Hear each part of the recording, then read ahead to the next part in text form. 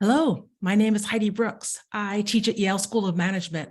For the last 20 years, I've been teaching in the domain of everyday leadership, the way that we lead and interact every day that crafts our lived experience. I am glad to be able to talk with you. I thought what I'd do for these 10 minutes is tell you a little bit about a course that I teach called Interpersonal and Group Dynamics. That's a particularly popular course with usually quite a long wait list. It's a memory maker, of course, in the tradition of the material that David Bradford started at Stanford. A number of people teach this course, but just not enough. So I thought I would take this opportunity today to tell you a little bit about that in case it's relevant for you in your organizations or contexts where you might be able to apply some of this idea. So this course called Interpersonal Dynamics has three segments. For the first third of the course, we are getting used to learning. It's asking this question of how can we learn in this experiential course that's really about learning interpersonally. So knowledge is really not enough for this course. We really want to be in the practice. So it's a practicum experience. Here, we assume that we don't necessarily learn from books only. We certainly have theory and concepts that support what we are doing, some guidelines, some rigor, we certainly dig into the social science research, and most of the capacity for building the ability to act in this domain really comes from experience and reflecting on experience. So that's where we spend the first third of the course, really a learning how to learn interpersonally focus. A little bit of an orientation to how to engage in the course. The second third of the course is all about building up skills and mindsets that help you to experiment in skillful ways in the right direction so that people can refine and practice their skills. And then the last third of the course is all about using what you've learned in stretch applications. So let me say a little bit more about each of those. First third. The portion that's about learning to learn. One of the things I really want to mention is that the course uses an assumption of directing your own learning. Why? Because I can tell the students what to do, but it really works much better if it connects with something that they care about. And so I start by asking the students, what's your agenda for yourself in this domain? And they say things like, I'd like to be more persuasive. I'd like to be able to speak up more often or under stress. I'd like to be able to listen more effectively. I'd like to be able to give and receive feedback, participate in more conflict successfully and productively. I'd like to see how I'm seen by others. I'd like to be less reactive and more patient. I'd like to be more attuned to others. I'd like others to be more attuned to me. I'd like to be more influential. I'd like to trust myself more. These kind of things are quite common for people to be able to name at all levels. And so when we start with an invitation to notice your own agenda, it taps into three things that really motivate adult learners: autonomy, mastery, and connection. So adults like to have some sense that they can drive their own learning without necessarily being told what to do. And they like some sense of forward momentum, that there is possibility to move towards some sense of ease or mastery.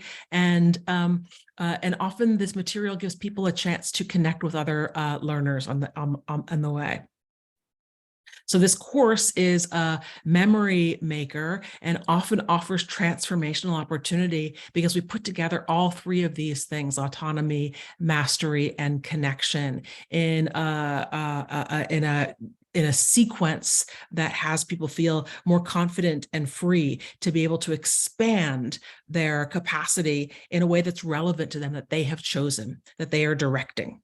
So The other thing that I'll say about the first part of the course, in addition to directing your own learning, you have to learn how to kind of experiment, how to nudge yourself into new domains. And so the idea is to get 10 or 15% outside of your comfort zone, that is the domain of learning, where you might be able to stretch, experiment, nudge. It's kind of like, safe to fail kind of experiments that you are running. And so at this point, we want people to start to pick up skills of self-disclosure, this idea that if you want to connect, you might need to be able to let yourself be known for what you're thinking and feeling, reveal a little bit more about yourself. And we know the social science research on self-disclosure indicates that disclosures that are a little bit more personal are more effective, create more connection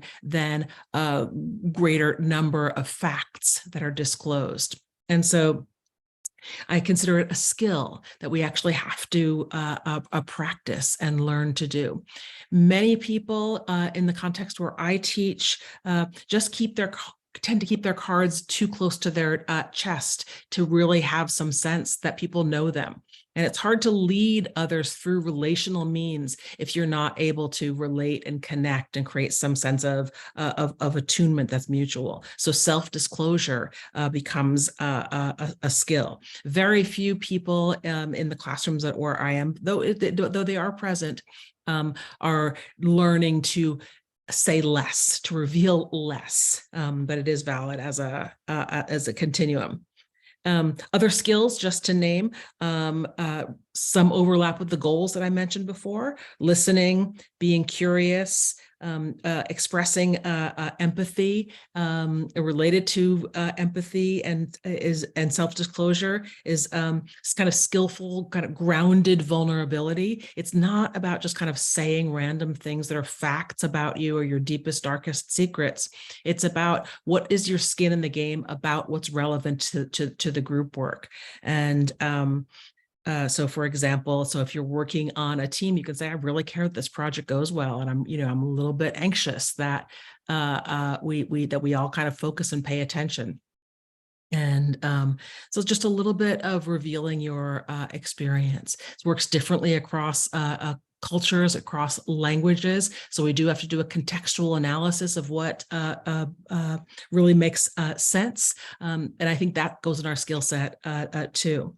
We might add the skills of emotional agility to be able to notice what's happening with people in the affective landscape, so that if we're talking about everyday and relational experiences, we have to attend to how people are feeling as well as how they are producing results at work.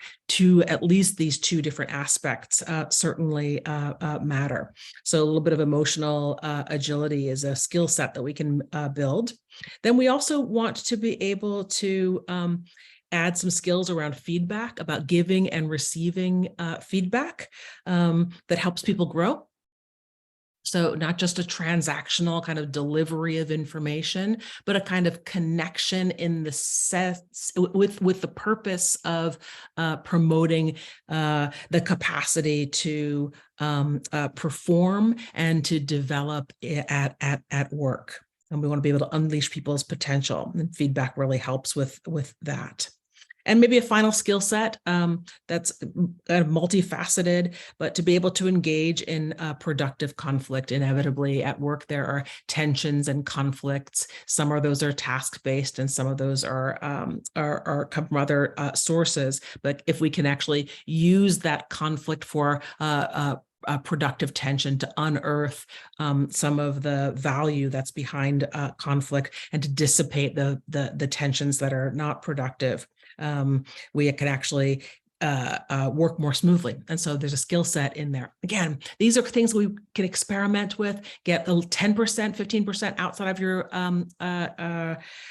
comfort zone, so that it stretches you in a direction that helps to expand that comfort zone.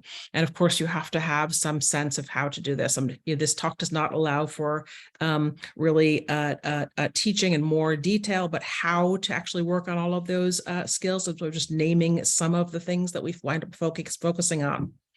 And the third thing to bring in here, the third part of the course is really all about practice, which happens all along.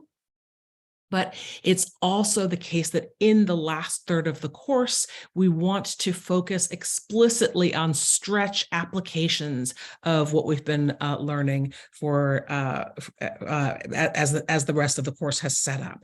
And so I have three things that I think particularly help us in the context of the US. I tend to choose connecting across a difference and talking about discussions of power and influence and authority.